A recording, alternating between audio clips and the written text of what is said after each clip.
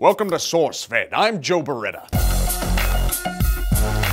The cable is reporting that U.S. intelligence intercepted high-ranking Syrian phone calls just hours after chemical weapons rained down on Damascus, that many U.S. officials say are proof that Bashar al-Assad's regime is behind the morally reprehensible carnage. That's U.S. spies, right? Like, spies. Spies intercept phone calls, right? Okay, right? Nah, frick, I don't know. Well, those guys say that right after the attacks, a stressed and panicked Syrian Ministry of Defense called up the head of a chemical weapons unit demanding answers. Now, this call is the 1,000-pound weight pushing down on Obama's hand as it hovers over the button that triggers a military response in Syria. In America's eyes, it's the evidence connecting chemical attacks to the Syrian government. But hold up. We still don't know why, or specifically who, or how this all came to be. Did the order come from top military brass? Bashar al-Assad himself? Was it part of a military plan that was laid out long before as a way to pacify the rebels? Did some crazy individual lose his mind and do the worst thing ever? Or, heck, I don't know, maybe the Syrian version of Charlie Chaplin did a pratfall and fell right onto a launch lever. We don't know. One eloquent, intelligent official said, "We don't know exactly why it happened, we just know it was pretty f***ing stupid." Yep. And tragic, and horrible, heart-wrenching, and every other negative descriptor word that you can imagine. UN inspectors are currently investigating the site for evidence after a delay, but Britain and America are in the boat that is convinced by phone calls and online videos and testimonies from doctors and victims. Speaking of boats, 4 American missile destroyers and a British sub are positioned in the Mediterranean Sea, primed and ready to strike. Many predict the retaliation could come as early as Thursday, but numerous voices in the international community are calling for patience and maybe peace. UN Secretary General Ban Ki-moon said, "It is essential to establish the facts." A UN investigation team is now on the ground to do just that. Just days after the attack, they have collected valuable samples and interviewed victims and witnesses. The team needs time to do its job. With that being said, the United Kingdom drafted up a resolution pushing the UN to condemn Syria, which would hasten UN approval for strikes.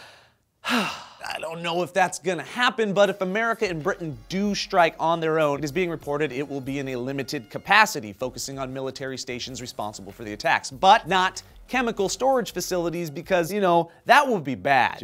Sending stuff into the air, into people's, is not good. What do you guys say? Can we just go back to the days of empty threats from North Korea? Do you guys remember North Korea? And they were fun. So where do you guys stand? Should there be swift retaliation from the international community? Should those policing the world wait for the bureaucratic process of the UN to slowly unfold? Should the world just, you know, stay out of the Syrian civil war and leave them to their own devices? Let us know your thoughts in the comments down below. Let's start an intelligent, non-trolling discussion, because you know what? Let's do something different. After you're done with that task, if you want to see more from SourceFed, click this annotation. It's going to bring you to our 5 daily stories. My name's Joe Beretta. This is SourceFed. Thanks for watching.